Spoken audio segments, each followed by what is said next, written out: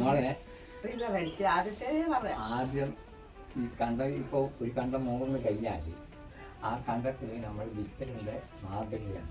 അതിൻ്റെ അരിവും മുഴുവൻ വെക്കുക, ചില്ലറടിക്കുക, വൃത്തിയാക്കുക, വരമ്പെല്ലാം ക്ലിയറാക്കുക. എന്നിട്ട് വേണം ഒരു തട്ടാക്കിയിട്ട് വിത്ത് മുക്കി മുളച്ചിക്കണം ഇട്ടോളും. എന്നിട്ട് ആ വിത്ത് മുളച്ച് കഴിഞ്ഞാൽ ഈ ആടെ വൃത്തിയാക്കിയിട്ട് തട്ടി നല്ല ലെവലാക്കിയിട്ട് വൃത്തിയാക്കിയിട്ട് വിത്ത് നമ്മൾ വിത്ത് കാണും. എന്നിട്ട് മുളപ്പിക്കണം.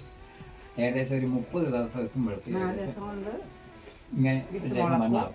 അത് എന്നിട്ട് ആ ബാക്കിയുള്ള കണ്ടത്തിൽ ആദ്യമേ ചില്ലറടിച്ച് അതിൻ്റെ വൃത്തിയെല്ലാം ആക്കി പുല്ലെല്ലാം പൊരിച്ച് എല്ലാം കളഞ്ഞെല്ലാം വൃത്തിയാക്കി കഴിഞ്ഞതിന് ശേഷം ഈ ഞാറ് പൊരിക്കുക.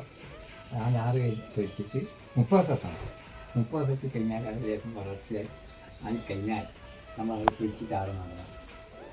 മുളപ്പിച്ച് 30 ദിവസം കഴിഞ്ഞാൽ അത് പൊരിച്ചിട്ട് നടണം. മനസ്സിലായ?